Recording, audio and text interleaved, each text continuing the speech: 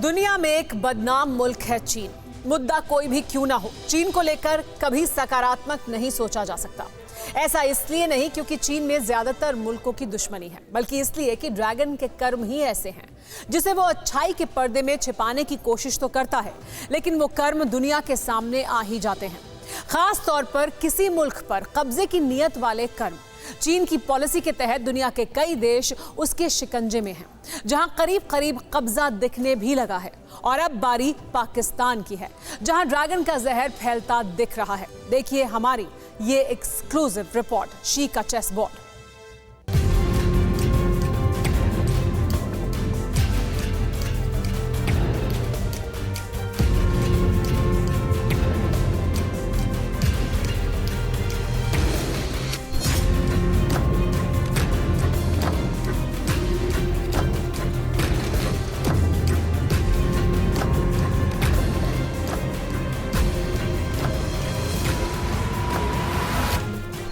Xinjiang to Gwadar, शिकंजा पाकिस्तान पर।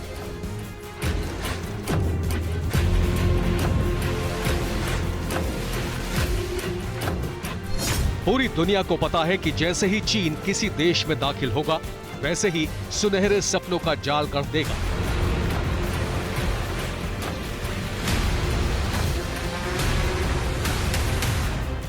और फिर अपने साहूकारी वाले तंत्र में फंसाकर उस मुल्क पर कब्जा कर लेगा। और ये एक प्रोसेस के तहत होता आया है।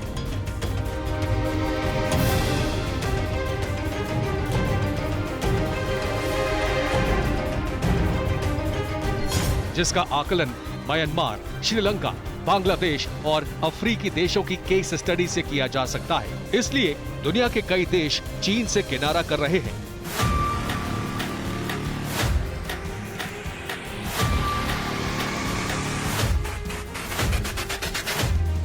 ऐसे कई देश हैं जिन्होंने अंतर्राष्ट्रीय संस्थाओं की मदद या फिर अमेरिका से कर्ज लेकर अपने अस्तित्व को बनाए रखा है, लेकिन चीन के डेवलपमेंट ऑफर को ठुकरा रहे हैं।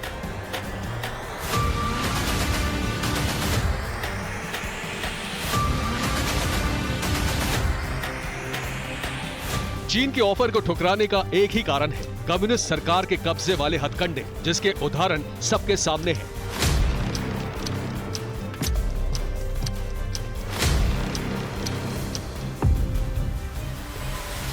इसमें चीन सबसे पहले किसी देश में डेवलपमेंट प्रोजेक्ट लेकर एंटर होता है, अपने हित को साधता है, उस देश को अपने ही प्रोजेक्ट के लिए कर्जदार बनाता है, फिर ड्रैगन लैंड का बनाया इंटरनेशनल चक्रवर्ती ब्याज लगाकर पैसे वसूलता है।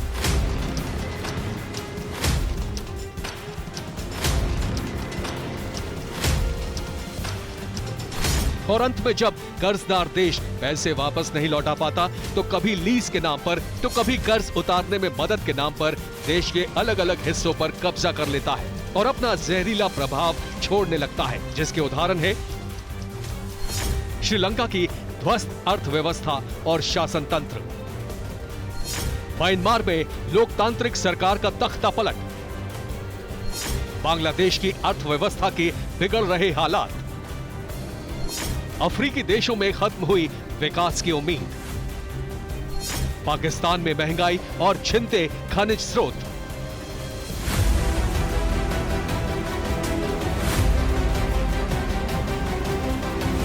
लेकिन इन देशों की मजबूरी यह है कि अब वे ड्रैगन के पंजे में फंस चुके हैं। वे खुद अब कभी बाहर नहीं निकल पाएंगे, और अगर कोई उन्हें ड्रैगन के शिकंजे से बाहर निकालने के लिए ब्याज समेत कर्ज की अदायगी करता है, तो फिर चीन खुद ब खुद विश्व की महाशक्ति बन जाएगा।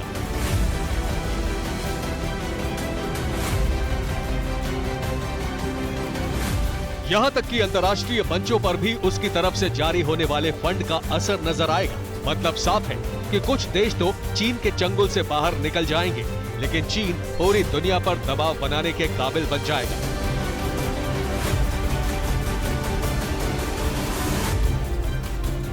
सवाल यह है कि आखिर चीन ने हालातों को अपने पक्ष में किया कैसे? वो रणनीति कौन सी है जिसके सहारे ड्रैगन ने अपने हित साधे, अपना खजाना भरा और अंत में पूरा का पूरा देश हड़प लिया?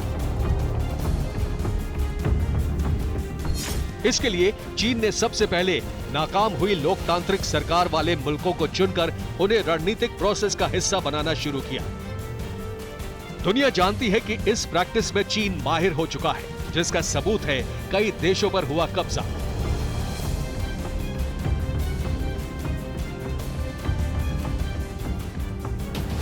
लेकिन प्रोसेस क्या है? इसे पाकिस्तान में घटे अब तक के घटनाक्रम से लेकर मौजूदा वक्त तक समझा जा सकता है। क्रम से देखा जाए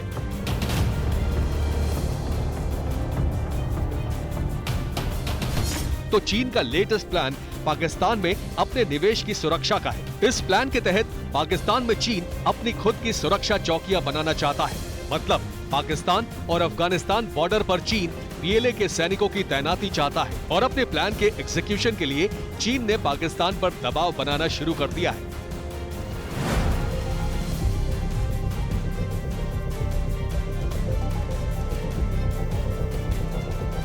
मतलब चीन ने अफगानिस्तान में तालिबान शासन से खतरा होने का ढोंग किया है और अब अपने निवेश को बचाने के लिए पाकिस्तान में सेना तैनात करने वाले प्लान को हर हाल में पूरा करना चाहता है। इस प्रोसेस की तुलना श्रीलंका के मुहाने पर की जा सकती है।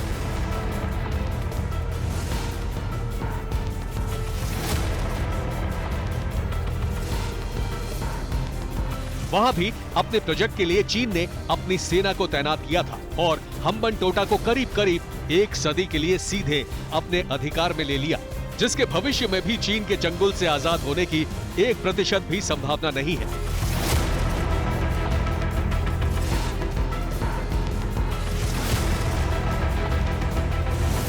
तो क्या पाकिस्तान का हश्र भी ऐसा ही होने वाला है? अतीत का विश्लेषण जवाब हाँ में देता है। अभी तक का अनुभव ये बताता है कि चीन ने जिस भी देश को आर्थिक मदद दी, जहां उसने निवेश किया, उस निवेश की सुरक्षा के लिए चीन ने फिर सेना को तैनात किया और फिर उसी देश को अपना उपनिवेश बना लिया।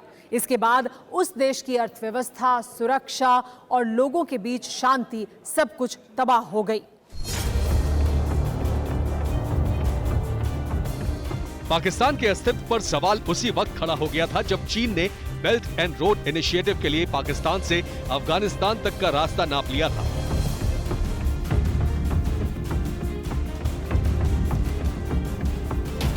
और उसके बाद चीन ने पाकिस्तान के सभी सोर्स हथिया लिए। अब एक नजर में समझिए पाकिस्तान की तबाही का वो रोड मैप। पाकिस्तान के जरिए चीन ने मध्य एशिया में प्रभाव का विस्तार करने का प्लान बनाया और फिर पाकिस्तान में सीपैक के नाम पर 22 मई 2013 को चीन के रणनीतिक निवेश पर मोहर लग गई। इसके बाद सहमति के साथ सीपैक का विस्तार चीन ने अफगानिस्तान तक कर दिया।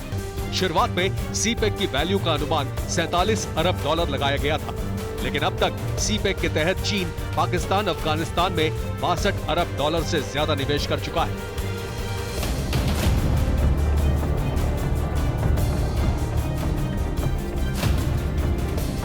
हैरान करने वाली बात यह है कि चीन ने सीपैक के फायदे और हित वाले सपने दिखाकर पाकिस्तान से भी निवेश कराया।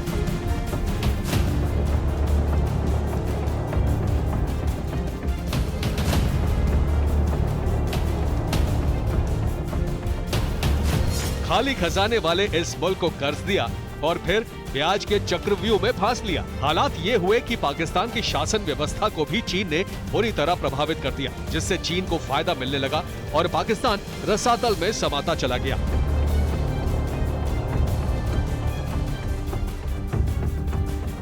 अपनी रणनीति के तहत चीन ने पाकिस्तान को कर्ज उतारने के लिए प्लान दिए। पाकिस्तान में मौजूद रिसोर्स से खनिज निकालने और उसे बेचकर कर्ज उतारने का सुझाव दिया। पाकिस्तान ने चीन की कंपनियों को ही खनिज निकालने के कॉन्ट्रैक्ट दे दिए। चीन की कंपनियों ने पाकिस्तान से खनिज निकालकर चीन को कौड़ियों के दाम में बेचा और पाकिस्तान ने कमाई गई रकम का इस्तेमाल चीन की कंपनियों के मेहनताने और कर्ज चुकाने में किया।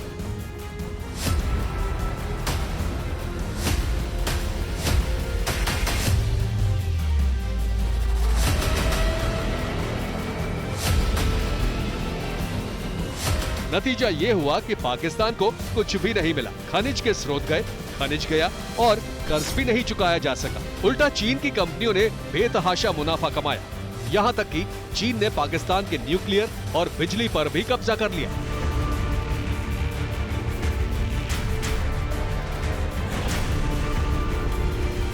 सिर्फ एक मोर्चे पर कब्जा बाकी था और वो पीएलए के सैनिकों की चौकियों में तैनाती के साथ ही पूरा हो जाएगा। पाकिस्तान के शीर्ष राजनयिक और सुरक्षा सूत्र ये बताते हैं कि चीन की सेना ये कोशिश कर रही है लगातार कि पाकिस्तान और अफगानिस्तान में उनकी सैन्य आउटपोस्ट वो बना सकें। चीन का दावा यह है कि इसके जरिए चीन की बेल्ट एंड रोड इनिशिएटिव को पहले से ज्यादा बेहतर विस्तार मिल पाएगा।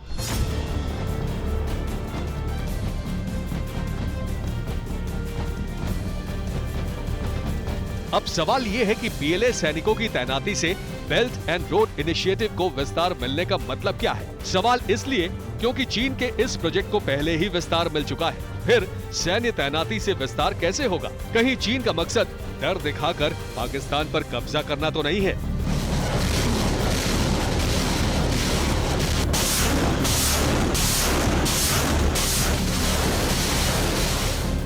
सवाल को विस्तार इसलिए मिलता है क्योंकि सीपेक के तहत चीन के पाकिस्तान में 15 सबसे बड़े प्रोजेक्ट हैं। इन 15 प्रोजेक्ट्स में से 3 प्रोजेक्ट चीन अब तक कंप्लीट कर चुका है। कंप्लीट परियोजना में सबसे बड़ा प्रोजेक्ट ग्वादर पोर्ट है।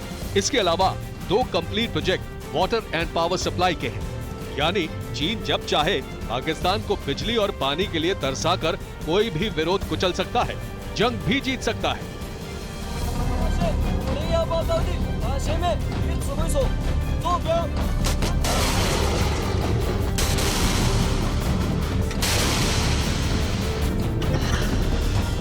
लेकिन चीन तब भी सैन्य तैनाती ही चाहता है, जिसका सीधा इशारा ये है कि पाकिस्तान पर कब्जे की साजिश के तहत चीन ने कदम आगे बढ़ा दिया है।